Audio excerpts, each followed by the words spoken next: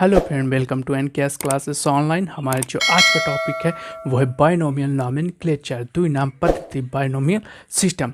देखिए, पहले क्या होता था, पहले जितने भी जंतु थे, पादप थे, उनके अलग अलग नाम हुआ करते थे, तो उनको पहचानने में, जानने में बहुत ही कठिनाई होती थी, दिक्कत होती थी।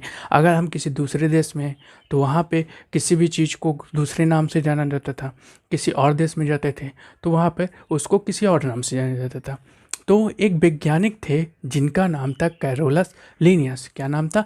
Carolus Linnaeus. उन्होंने द्विनाम पद्धति दी। क्या दी? द्विनाम पद्धति। कैरोलस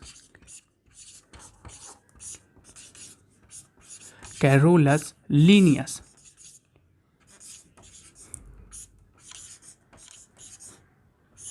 कैरोलस लीनियस ने द्विनाम पद्धति दी। किसने दी? तो कैरोलस लीनियस ने द्विनाम पद्धति दी। इन्होंने क्या किया? जंतु के और पादपों के वैज्ञानिक नाम दे दिए। ठीक है, जंतु और पादप के क्या दिए? वैज्ञानिक नाम दे दिए, जिससे उनको हर जगह उसी नाम से जाना जाए। ठीक है, उनको उनका अध्ययन करने में या फिर उनको पहचानने में हमें कोई भी कठिनाई ना हो। तो इन्होंने पहली जो बुक लिखी जिसका नाम है स्पीसीज प्लांटेरम।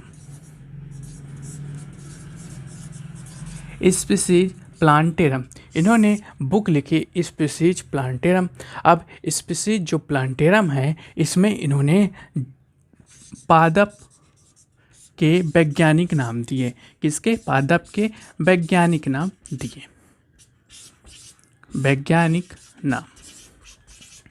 वैज्ञानिक नाम दे दिए। इन्होंने क्या दिया? पादपों के वैज्ञानिक नाम दिए। किस में दिए? स्पीसीज प्लांटेरम में दिया, जो 1 मई 1753 में पब्लिश्ड हुई थी। ये बुक कब पब्लिश्ड हुई थी? 1753 में ये पब्लिश्ड हुई थी। ठीक है, इसमें इन्होंने पादप के वैज्ञानिक नाम दिए थे। ठीक है, इसके पादप के, सिर्फ पादप के वैज्ञानिक नाम दिए थे। फिर इन्होंने दूसरी जो बुक लिखी इन्होंने, जिसका नाम है सिस्टेमा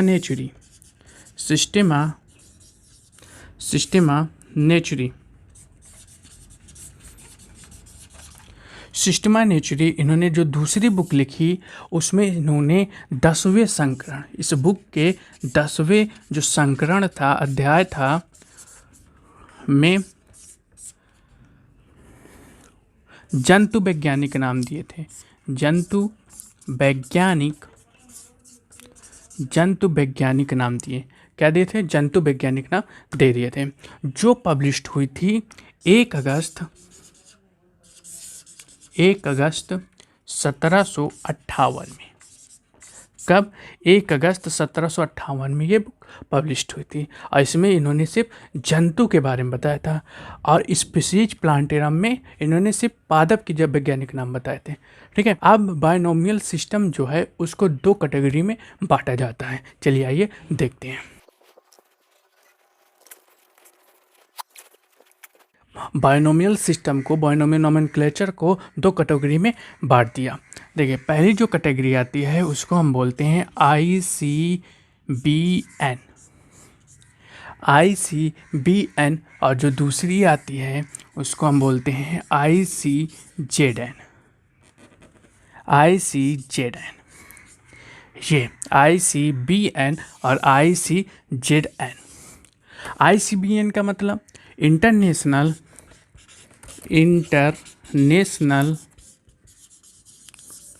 code of botanical nomenclature. International code of botanical nomenclature. और जो ICZN है उसको हम कहते हैं इंटरनेशनल कोड ऑफ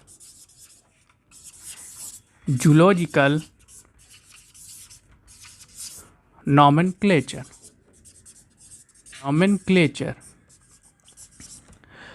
तो ICBN को हम बोलते हैं international code of botanical nomenclature, और ICZN को बोलते हैं international code of zoological nomenclature. देखिए, अब आईसीबीएन की बात कर रहे हैं, बोटेनिकल की बात कर रहे हैं, यानी पादप की बात कर रहे हैं।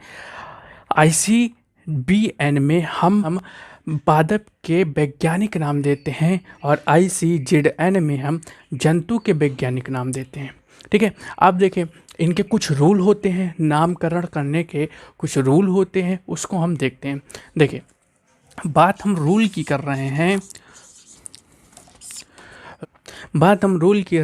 तो इसमें दो घटक आते हैं। किसी भी जंतु या पादप के नामकरण विधि में दो घटक आते हैं।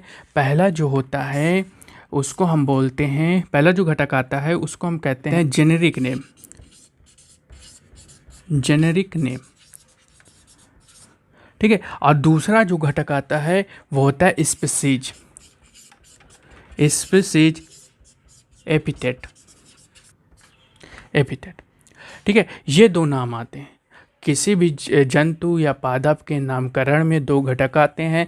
पहला जो होता है उसको हम जेनेरिक नेम्स कहते हैं, दूसरा जो होता है उसको हम स्पीसीज एपिथेट कहते हैं। ठीक है, आप देखें जेनेरिक नेम्स में हम जीनस की बात करते हैं। किसका बात करते हैं? जीनस की बात करते हैं। और स्पीसीज एपिथेट में हम स्पीसीज की बात करते हैं। स्पीसीज यानी कि जाति की बात करते हैं। अब देखिए, तो कहने का मतलब कि जब हम किसी भी जंतु या पादप के नाम देते हैं तो उसमें दो घटक आते हैं, पहला जीनस और दूसरा स्पीसीज। ठीक है, जीनस नेम और दूसरा स्पीसीज नेम, ये दो घटक आते हैं अगर हम किसी भी जंतु या पादप के नाम देते हैं। चलिए, अब ये तो हो गया पहला पॉइंट। चलिए एग्जाम्पल देखिए, एग्जाम्पल की बात करते हैं। तो पहला एग्जाम्पल सोलेनम ट्यूबेरोसम। पहला example Solanum tuberosum. Solanum tuberosum यानी कि आलू। अब इसमें देखिए, सोलेनम ट्यूबेरोसम का हिंदी में क्या कहते हैं? आलू। ठीक है, तो ये इसका वैज्ञानिक नाम है। सोलेनम ट्यूबेरोसम इसका वैज्ञानिक नाम है। अब इस वैज्ञानिक नाम में देखिए, ये जो पहला वाला है इसको हम कहते हैं क्या? इसको हम कहते हैं जीनस। ठीक है, ये इसका जीनस नेम है। और जो ट्यूबेरोसम है ये इसका स्पीसीज नेम है।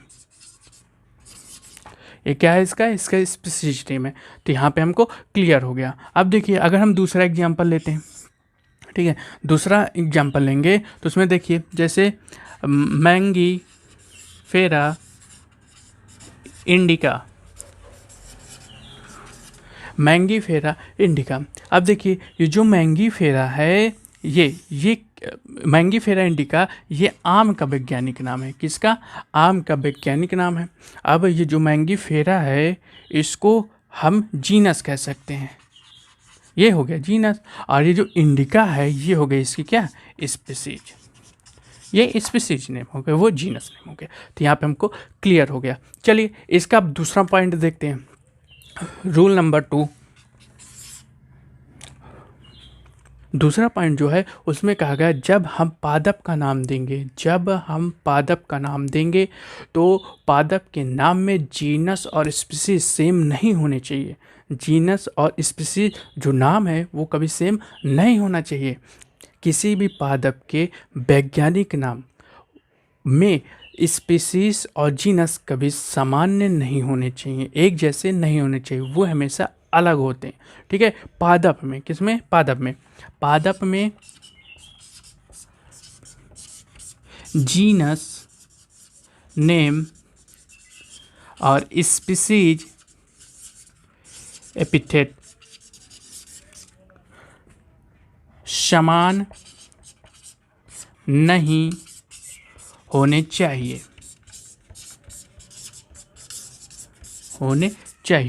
ये इन्होंने इसमें बताया कि किसी पादप का नाम हम लिखते हैं तो उसमें जीनस और स्पीसीज सेम नहीं होना चाहिए। वो क्या होना चाहिए? वो अलग होना चाहिए। एग्जाम्पल देखिए, जैसे एग्जाम्पल अभी यहाँ पे देखा गया एग्जाम्पल, तो सोलेनम ट्यूबेरोसम हमने लिखा। ये जो सोलेनम ट्यूबेरोसम है इसमें देखिए जीनस और स्पीसीज दोनों ही अलग हैं। ठीक है, वो समान नहीं है, वो एक जैसे नहीं है।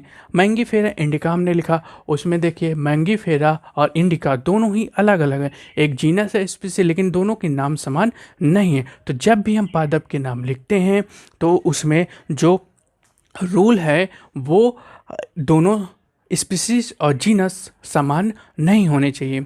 इसका जो तीसरा पॉइंट है वो हम देखते हैं, चलिए इसको इरेज कर देते।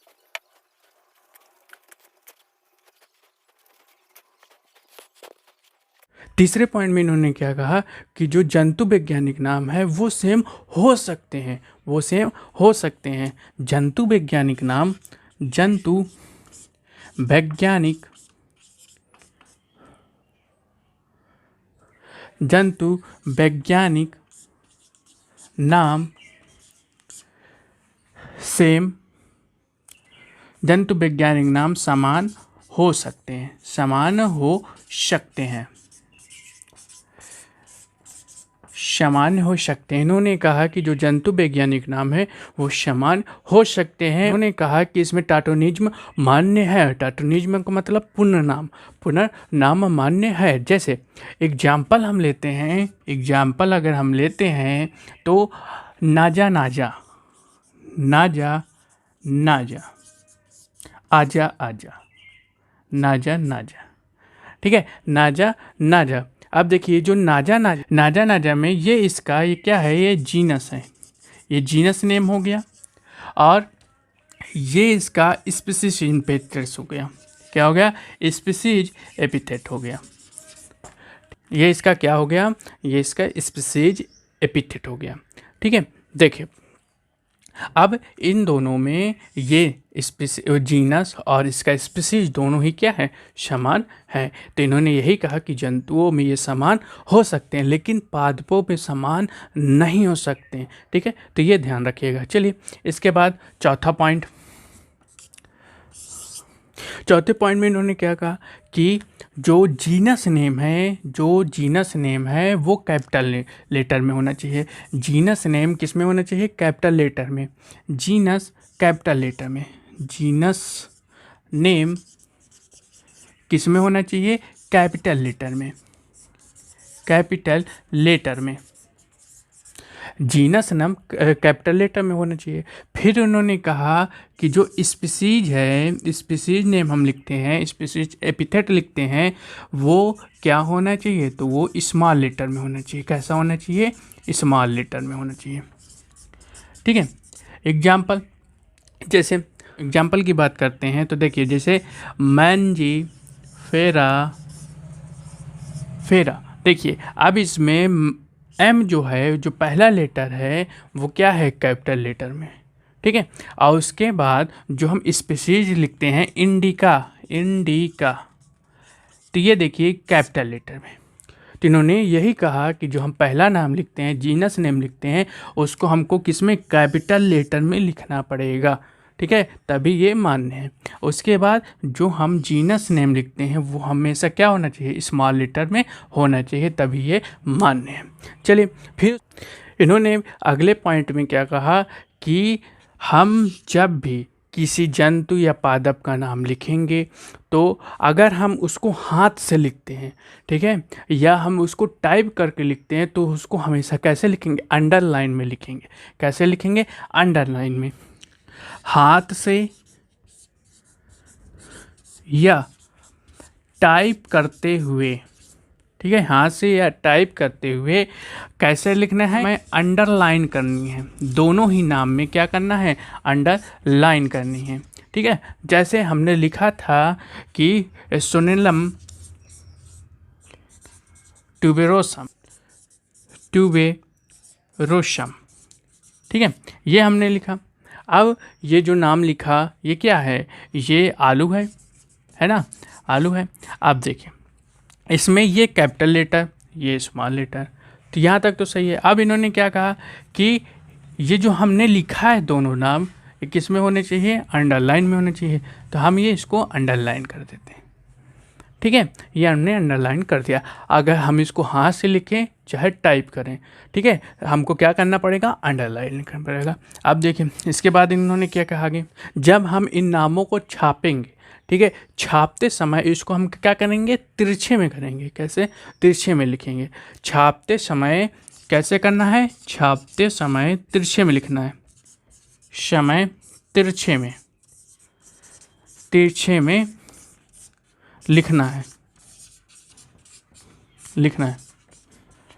छापते समय लिखना है जो लैटिक को शो करता है, लैटिक भाषा, लैटिक भाषा, ठीक है, जो लैटिक भाषा को दर्शाता है। क्या करता है, दर्शाता है, लैटिक भाषा को दर्शाता है। अगर हम इसको तिरछे में लिखेंगे तो ये किसको दर्शाएगा, लैटिक भाषा को दर्शाएगा। ठीक है, अब इसके बाद इनका जो नेक्स्ट पॉइंट है, देखिए इसमें इन्होंने क्या कहा कि जब हम इन नामों को लिखेंगे उसके बाद जीनस और स्पीसीज जब लिख लेंगे तो उसके बाद हम उसमें वैज्ञानिक नाम भी इंक्लूड करेंगे कि किस वैज्ञानिक ने किसको क्या खोजा। ठीक है, तो जैसे हम देखिए हम जब लिखते हैं मैंजीफेरा इंडिका, ठीक है, तो इन्होंने कहा कि अगर हम हाथ से लिखते हैं तो अंडरलाइन करेंगे, ठीक है, और एक कैपिटल और एक स्मॉल में लिखेंगे। फिर इन्होंने कहा कि अगर हम जब आगे लिखते हैं तो जिन वैज्ञानिक ने जो चीज़ खोजी है उनका नाम भी उसमें इंक्लूड होना चाहिए। जैसे लिनियस ने खोजा है तो हम क्या करेंगे, लिनियस, ठीक है, लिनियस का नाम लिख देते हैं। अब ये जो वैज्ञानिक नाम है ये तो स्पीसीज हो गया, ठीक है, सॉरी ये जीनस हो गया, ये स्पीसीज हो गया, ये वैज्ञानिक का नाम है। वैज्ञानिक नाम हम सिंपल लिखते हैं, ठीक है, जैसे है वैसे ही लिख देते हैं। ठीक है, इसमें किसी प्रकार का कोई भी रूल शामिल नहीं है कि इसको कैपिटल में लिखना चाहिए या स्मॉल में लिखना चाहिए, इसको ऐसे लिखना, इसको अंडरलाइन भी नहीं करना है। इसके बाद इनका जो नेक्स्ट पॉइंट, उसमें क्या कहा गया कि नए खोजे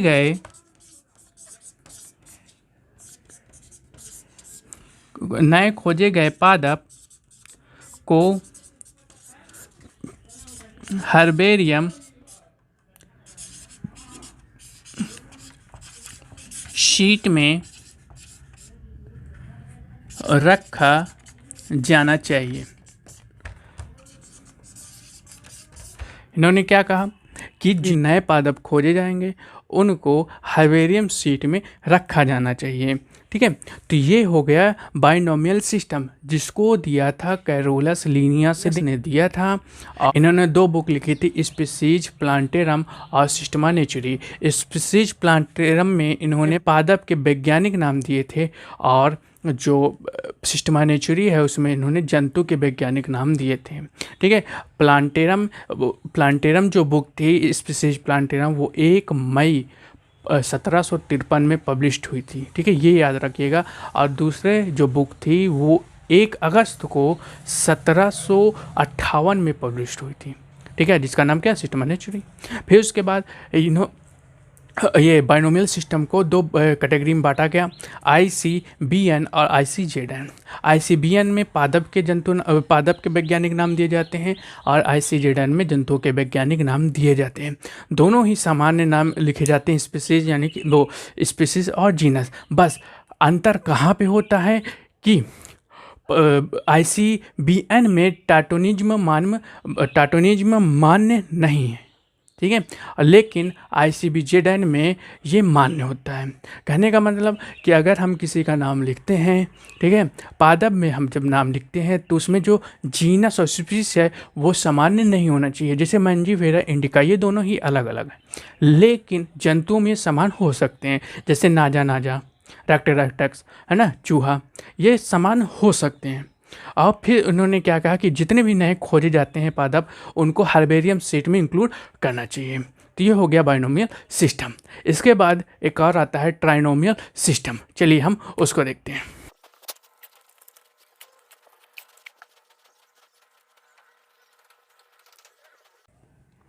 चलिए आइए अब हम देखते हैं ट्राइनोमियल सिस्टम। ट्राइनोमियल सिस्टम की बात करते हैं, जैसे बाइनोमियल में 2 नाम थे, इसमें 3 नाम होते हैं, 3 नाम सम्मिलित होते हैं, 3 नाम सम्मिलित होते हैं, 3 नाम सम्मिलित होते हैं,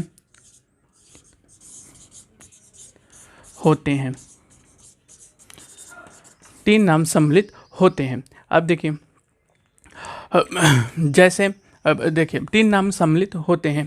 पहला जैसे जीनस, जीनस नेम। दूसरा स्पीसीज, एपिथेट। और तीसरा जो नाम सम्मिलित होता है वो होता है सब स्पीसीज एपिथेट। ये 3 नाम सम्मिलित हुए। बाइनोमियल में सिर्फ यही 2 नाम थे, ये 2 नाम हैं तो इसको हम बाइनोमियल कहेंगे, बाइनोमियल। ठीक है। और जब ये तीनों शामिल हो जाएंगे तो इसको हम क्या कहेंगे, ट्राइनोमियल। बस फर्क इतना सा है। अब देखिए एग्जाम्पल के तौर पे इसको समझते हैं। अगर एग्जाम्पल लेते हैं, एग्जाम्पल लेंगे सबसे अच्छा फूल गोभी। ठीक है, फूल गोभी की बात करते हैं। अब फूल गोभी में वैरायटी आती हैं।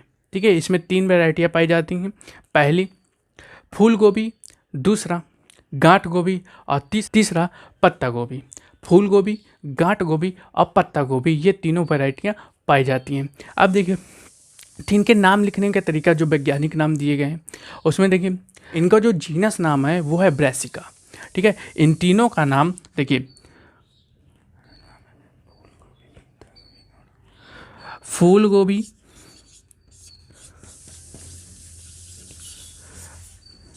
पत्ता गोभी